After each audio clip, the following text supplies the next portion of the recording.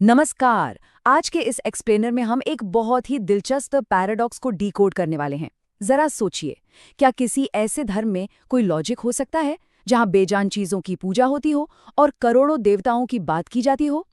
आज की दुनिया में जहां ज्यादातर फोकस एक ही ईश्वर को मानने पर है, ये बात थोड़ी अजीब लग सकती है। क्या ये सिर्फ एक अंधविश्वास है या इसके पीछे कोई गहरा तर्क छिपा है? आज हम जिस सोर्स मटेरियल पर चर्चा कर रहे हैं, वो इस पूरे विषय को एक बिल्कुल नए नजरिए से पेश करता है। तो चलिए आज के इस विश्लेषण में एक बेहद ही रोचक संवाद के जरिए प्राचीन धार्मिक परंपराओं से जुड़ी कुछ आम गलतफहमियों को सुलझाते हैं। हम अक्सर जो सुनते हैं और जो असलियत है, उसके बीच का जो अंतर है ना, उसे हम इस सोर्स मटेरियल के तर्कों से समझेंगे। चलिए सीधे इस विषय की गहराई में उतरते हैं। हम इसे 3 हिस्सों में समझेंगे। पहला, क्या मूर्ति वाकई में सिर्फ एक पत्थर है? दूसरा, 33 करोड़ और 33 कोटि के पीछे का रहस्य क्या है? और अंत में, ब्रह्मांड का वो ढांचा जिसकी तुलना एक सरकारी व्यवस्था से की गई है। तो आइए अपने पहले पड़ाव की ओर बढ़ते हैं। क्या मूर्ति सिर्फ एक पत्थर है? हमारे सोर्स संवाद की शुरुआत में ही एक बहुत ही तीखा और सीधा सवाल उछाला जाता है कि तुम पत्थर की पूजा कैसे कर सकते हो? उस बेजान मूर्ति में भगवान रहते हैं, ये तो मजाक ही होगा। देखा जाए तो ये एक ऐसा स्वाभाविक सवाल है जो इस विषय पर सोचने वाले किसी भी इंसान के मन में आ सकता है। आखिर एक बेजान चीज में आस्था कैसे रखी जा सकती है? अब इस चुनौती का सामना करने के लिए संवाद में मौजूद आध्यात्मिक गुरु बहस नहीं करते, बल्कि वो एक बहुत ही अद्भुत मनोवैज्ञानिक प्रयोग का सहारा लेते हैं। वो उस व्यक्ति से उनके स्वर्गीय पिता की एक तस्वीर मांगते हैं और फिर एक हैरान करने वाला निर्देश देते हैं। वो कहते हैं कि इस तस्वीर पर थूको। जाहिर सी बात है, वो व्यक्ति इस बात से बुरी तरह आहत हो जाता है और ऐसा करने से साफ इनकार कर देता है। और ये प्रयोग बहुत ही शानदार तरीके से मानवीय भावनाओं को दर्शाता है। गुरु समझाते हैं कि जिस तरह वो तस्वीर भौतिक रूप से सिर्फ एक कागज और कुछ रंगों का टुकड़ा है, लेकिन फिर भी वो पिता के प्यार और सम्मान का एक शक्तिशाली प्रतीक है, ठीक उसी तरह एक पत्थर की मूर्ति महज एक पत्थर नहीं होती। वो मूर्ति उस परम शक्ति का एक प्रतीक है जिसके जरिए भावनाएं और भक्ति व्यक्त की जाती हैं।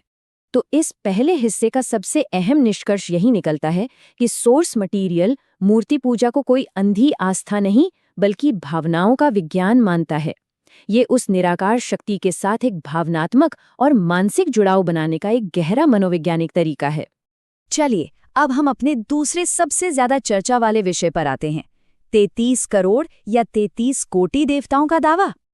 अब जो बात यहाँ सबसे ज्यादा दिलचस्प है वो ये है कि एक बहुत बड़ा भाषाई भ्रम बस अनुवाद की एक ऐतिहासिक गलती से पैदा हुआ। संस्कृत भाषा में एक शब्द है कोटि। इस शब्द के 2 अलग अलग अर्थ होते हैं। पहला अर्थ है करोड़ यानी 10 मिलियन और दूसरा अर्थ है प्रकार यानी टाइप्स या कैटेगरी। संवाद में ये साफ किया गया है कि ब्रिटिश काल में 33 कोटि का अनुवाद गलती से 33 करोड़ कर दिया गया था। तो अगर हम बस उस एक अनुवाद की गलती को सुधार लें तो पूरी कहानी ही बदल जाती है।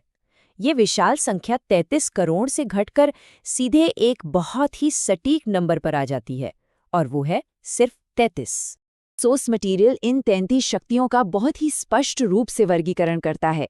इसमें 12 आदित्य हैं जो सूर्य के विभिन्न रूप माने गए हैं, 8 वसु हैं जो प्रकृति की मूल शक्तियां हैं, 11 रुद्र हैं जो चेतना के रूप हैं और 2 अश्विनी कुमार हैं। इन सबको मिला लें तो कुल संख्या 33 बनती है। ये कोई इंसान नहीं है, बल्कि वो मूलभूत प्राकृतिक शक्तियां हैं जो इस दुनिया को चलाती हैं। अब हम अपने तीसरे और अंतिम भाग की ओर बढ़ते हैं, ब्रह्मांड का सरकारी ढांचा। यहाँ संशयवादी का अगला तार्किक सवाल आता है कि अगर 33 प्रकार की शक्तियां हैं भी, तो क्या सीधे एक ऑल इन वन मुख्य ईश्वर से बात करना ज्यादा सही नहीं होगा? क्या आप लोग कंफ्यूज नहीं हैं कि ईश्वर एक है या अनेक? आखिर इतने सारे अलग अलग देवताओं की जरूरत ही क्या है? इस सवाल का जवाब देने के लिए संवाद में कैबिनेट का एक बड़ा ही शानदार मेटाफर इस्तेमाल किया गया है। गुरु पूछते हैं कि क्या देश का प्रधानमंत्री खुद जाकर सड़कों पर झाड़ू लगाता है या बैंक में बैठकर पैसे गिनता है? बिल्कुल नहीं। देश को सुचारू रूप से चलाने के लिए उनके पास अलग अलग विभागों के लिए अलग अलग कैबिनेट मंत्री होते हैं ना। अब देखिए कि ये ईश्वरीय व्यवस्था हमारी आधुनिक सरकारी व्यवस्था से कैसे हूबहू मिलती है। ज्ञान या एजुकेशन के लिए शिक्षा मंत्री की तरह देवी सरस्वती हैं। धन यानी फाइनेंस के लिए वित्त मंत्री की तरह देवी लक्ष्मी हैं। रक्षा के लिए भगवान हनुमान है और वर्षा या जल प्रबंधन के लिए भगवान इंद्र हैं।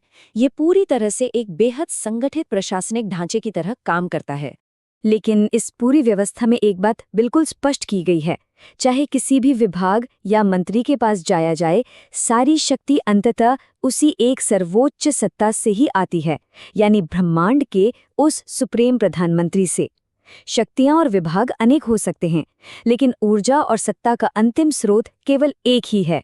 तो इस पूरे विश्लेषण का सबसे बड़ा सार यही है कि सोर्स मटेरियल इन प्रथाओं को महज एक अव्यवस्थित आस्था नहीं मानता, बल्कि इसे ब्रह्मांड को चलाने के लिए एक बेहद ही संगठित और संपूर्ण प्रबंधन प्रणाली यानी एक परफेक्ट मैनेजमेंट सिस्टम के रूप में प्रस्तुत करता है।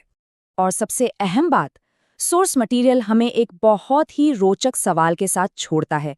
जरा सोचिए, यदि काम के अनुसार सही ब्रह्मांडीय विभाग या सही चैनल को चुना जाए तो क्या अर्जी ज्यादा तेजी से सुनी जाएगी? ये एक ऐसा विचार है जो प्राचीन दर्शन को आधुनिक तर्क के साथ जोड़ देता है और इस पूरी व्यवस्था को देखने का एक बिल्कुल नया नजरिया देता है। आज के इस एक्सप्लेनर में हमने इन्हीं तर्कों को डिकोड किया है। उम्मीद है ये विश्लेषण काफी ज्ञानवर्धक रहा होगा।